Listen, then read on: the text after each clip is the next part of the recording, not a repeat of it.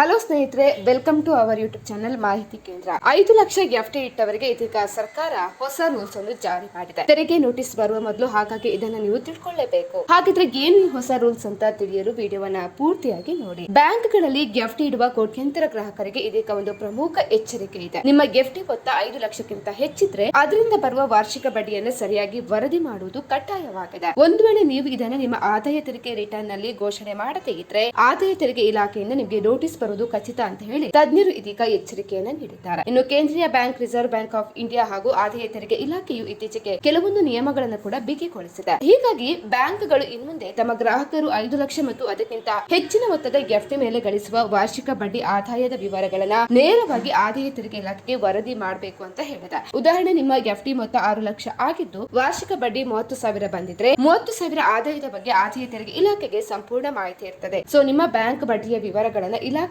ನೀಡಿದ ನಂತರ ಇಲಾಖೆಯ ಬಳಿ ಇರುವ ಮಾಹಿತಿಯೊಂದಿಗೆ ನಿಮ್ಮ ಐಟಿಆರ್ ನಲ್ಲಿ ಘೋಷಿಸಲಾದ ಆದಾಯವನ್ನು ಕೂಡ ಹೋಲಿಕೆ ಮಾಡಲಾಗುತ್ತದೆ. ಹಾಗಾಗಿ ಡಿಕ್ಲೇರ್ ಮಾಡದಿರುವುದು ಅಪಾಯಕಾರಿ. ನೀವು ಗಳಿಸಿದ ಬಡ್ಡಿಯನ್ನ ನಿಮ್ಮ ಐಟಿಆರ್ ನಲ್ಲಿ ಘೋಷಣೆ ಮಾಡದೇ ಇದ್ರೆ ಇಲಾಖೆಯ ಮಾಹಿತಿಯೊಂದಿಗೆ ಅದು ಹೊಂದಾಣಿಕೆ ಕೂಡ ಆಗೋದಿಲ್ಲ. ಆಗ ನೀವು ಆದಾಯವನ್ನ ಮರೆಮಾಚಿದ್ದೀರಿ ಎಂಬ ಕಾರಣಕ್ಕಾಗಿ ನಿಮಗೆ ತೆರಿಗೆ ನೋಟಿಸ್ ಬರುವ ಸಾಧ್ಯತೆ ಕೂಡ ಇದೆ. ಹಾಗಾಗಿ ಈ ನಿಯಮಗಳು ಕೆಲವು ಸಾಮಾನ್ಯ ಗ್ರಾಹಕರಿಗೆ ಮಾತ್ರವಲ್ಲದೆ ಹಿರಿಯ ನಾಗರಿಕರಿಗೂ ಕೂಡ ಅನ್ವಯವಾಗುತ್ತದೆ. ಹಿರಿಯ ನಾಗರಿಕರಿಗೆ ಬಡ್ಡಿ ಆದಾಯದ ಮೇಲೆ ಹೆಚ್ಚುವರಿ ತೆರಿಗೆ ವಿನಾಯಿತಿ ಇದ್ರೂ ಕೂಡ ಸೆಕ್ಷನ್ 80 ಟಿಟಿಪಿ ಅಡಿಯಲ್ಲಿ 50,000 ವರೆಗೆ ಇದ್ರೂ ಕೂಡ ಸಂಪೂರ್ಣ ಆದಾಯವನ್ನ ಐಟಿಆರ್ ನಲ್ಲಿ ವರದಿ ಮಾಡುವುದು ಅಗತ್ಯ. ಇನ್ನು ಎಫ್ಡಿ ಹೊಂದಿರುವವರು ನಿಮ್ಮ ವಾರ್ಷಿಕ ಬಡ್ಡಿ ಆದಾಯವನ್ನ ಸಂಪೂರ್ಣವಾಗಿ ಮತ್ತು ತಪ್ಪದೆ ನಿಮ್ಮ ಆದಾಯ ತೆರಿಗೆ ರಿಟರ್ನ್ ನಲ್ಲಿ ಘೋಷಣೆ ಮಾಡಿ ಈ ಸರಳ ನಿಯಮ ಪಾಲಿಸಿದ್ರೆ ನೀವು ಆದಾಯ ತೆರಿಗೆ ಇಲಾಖೆಯ ನೋಟಿಸ್ ಇಂದ ಕೂಡ ಪಾರಾಗಬಹುದು. ಸ್ನೇಹಿತರೆ, ನಿಮಗೆ ಈ ಮಾಹಿತಿ ಇನ್ಫಾರ್ಮೇಟಿವ್ ಅನ್ಸಿದ್ರೆ ವಿಡಿಯೋಗೆ ಲೈಕ್ ಕೊಡಿ. ಇನ್ನು ಮತ್ತಷ್ಟು ಅಪ್ಡೇಟ್ ಗಾಗಿ ಚಾನಲ್ ಅನ್ನು ಕೂಡ ಸಬ್ಸ್ಕ್ರೈಬ್ ಮಾಡ್ಕೊಳ್ಳಿ.